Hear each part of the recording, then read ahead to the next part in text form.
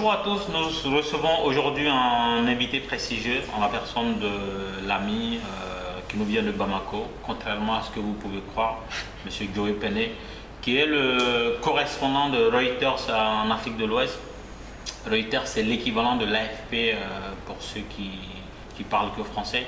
Et donc Joey Pene vit à Bamako pour le compte de Reuters.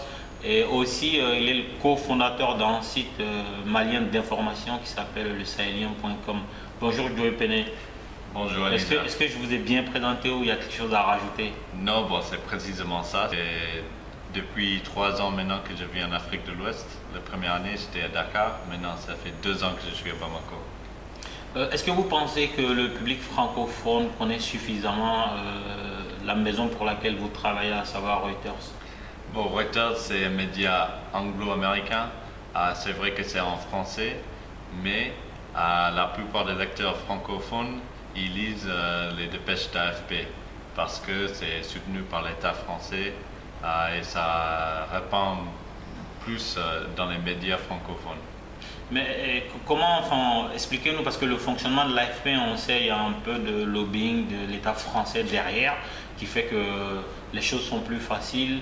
Est-ce que Reuters fonctionne pareillement?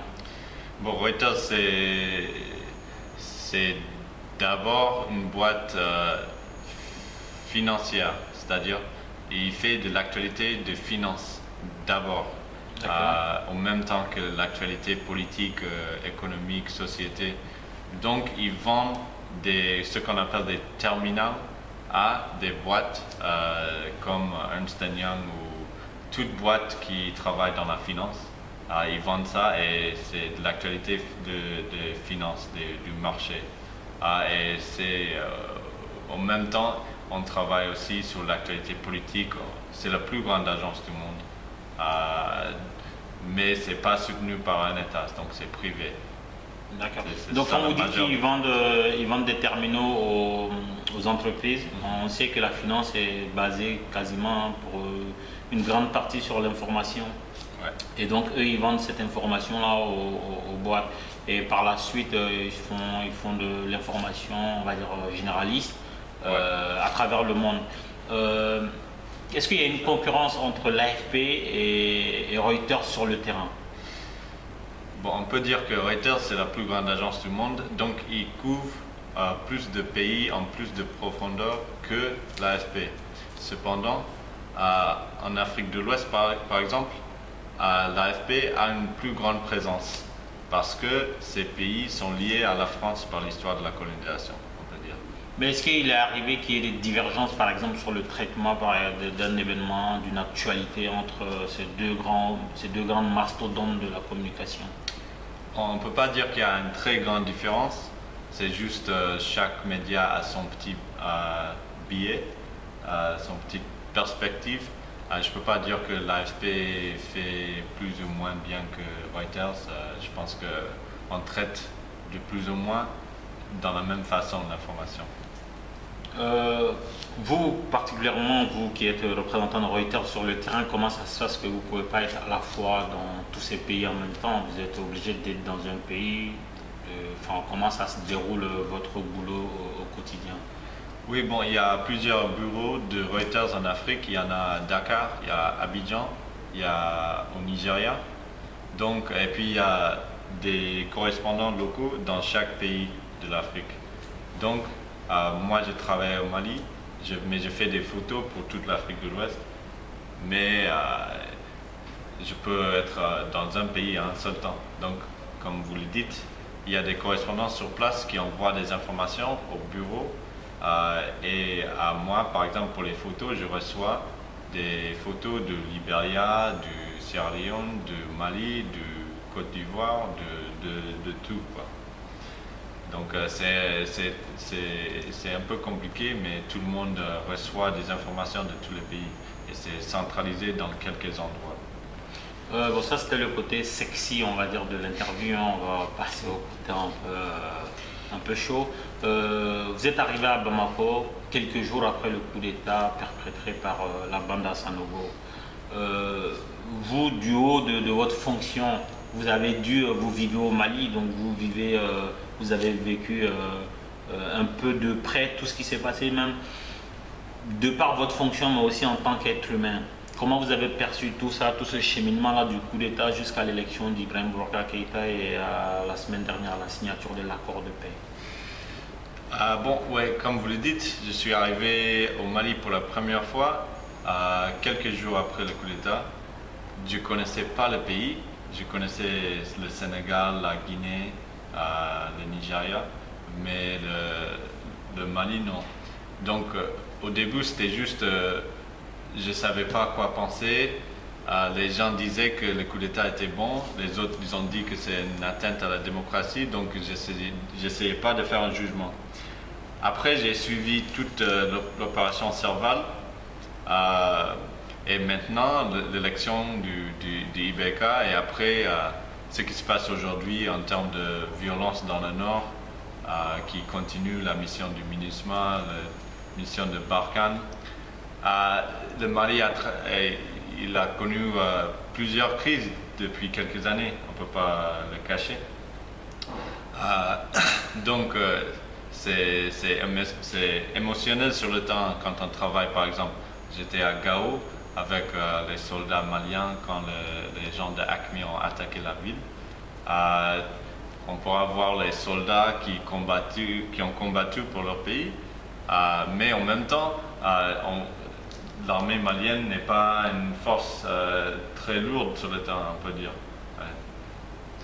C'est-à-dire, pour moi, le Mali, aujourd'hui, il traverse une situation très difficile dans tous les secteurs, dans toutes les sociétés. Mais j'ai confiance que le Mali va s'en sortir parce que il y a une phrase qui se dit, que j'ai vue, la souffrance est un conseil. Il ne faut pas que ça dure trop non plus. Hein. On sait que l'AFP et les autres médias français sont engagés d'une façon différente de Reuters sur la crise malienne. La façon de traiter l'actualité n'est pas la même. On voit que les Français ont une façon particulière de traiter cette actualité-là en mettant en avant l'intérêt de la France.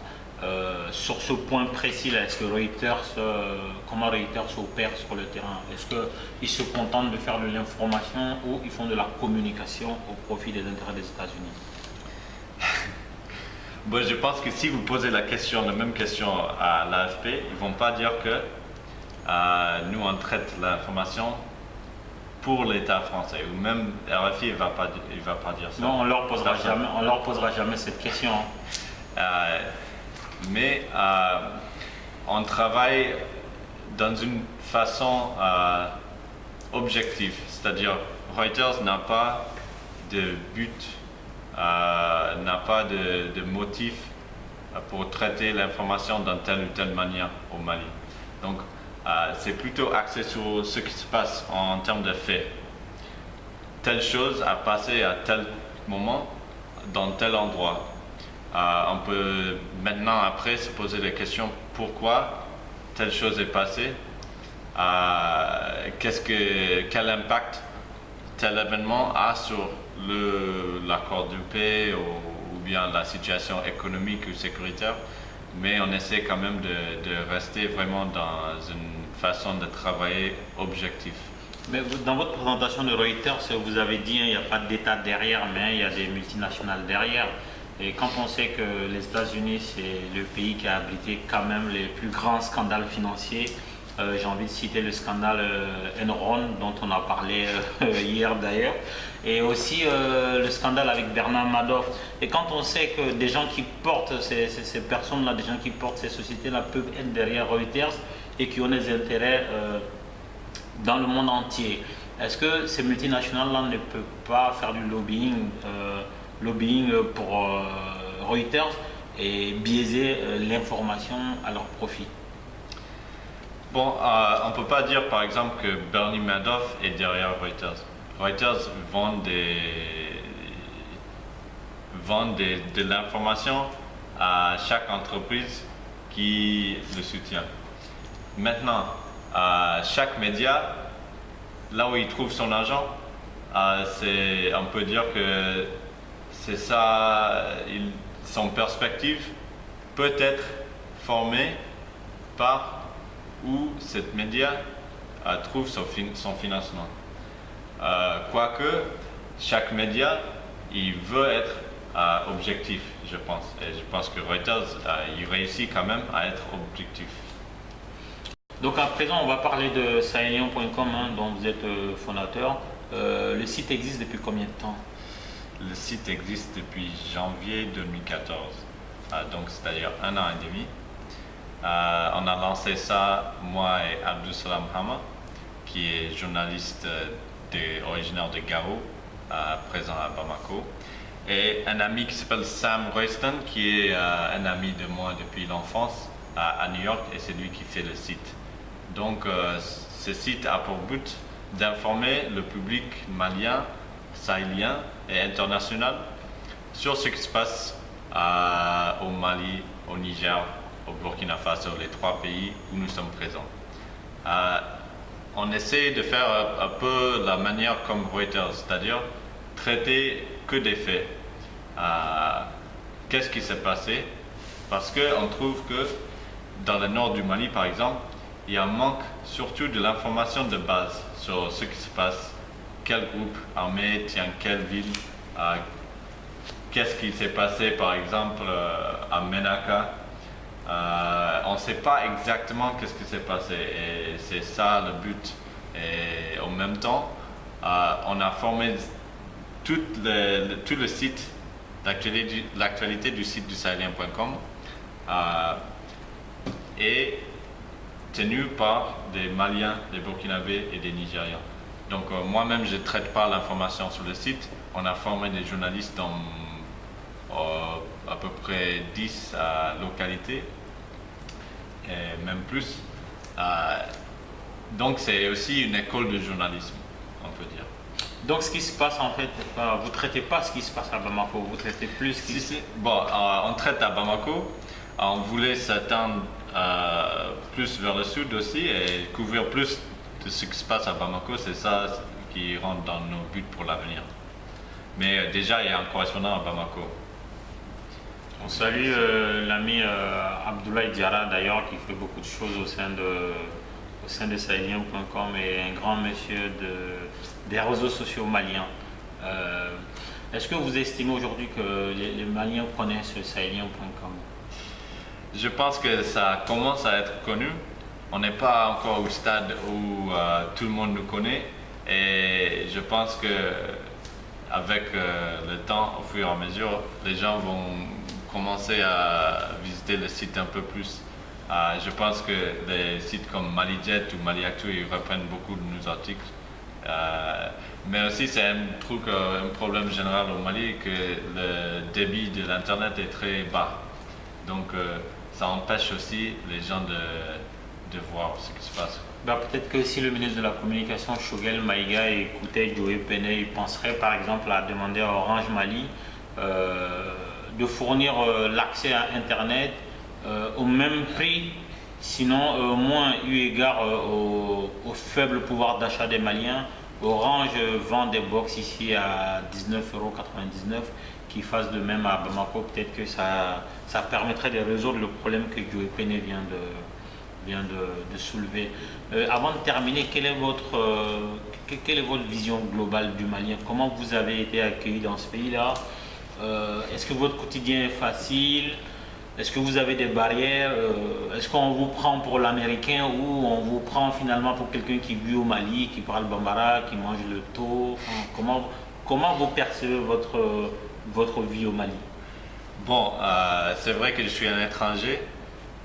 Quand les gens me voient dans la rue, ils disent voilà les Toubab, Toubab.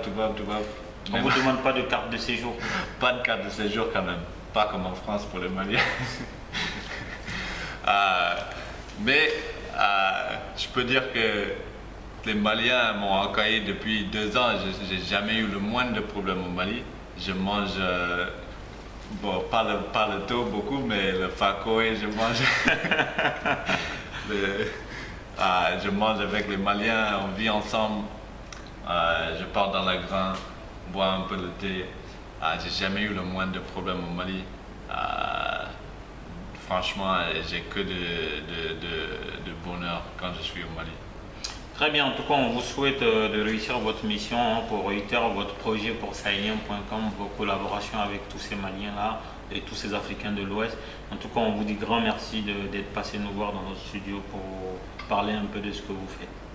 Ouais, merci beaucoup, Monsieur Deblat. Merci, à la prochaine. Cambé. Merci de nous avoir suivis et à la prochaine.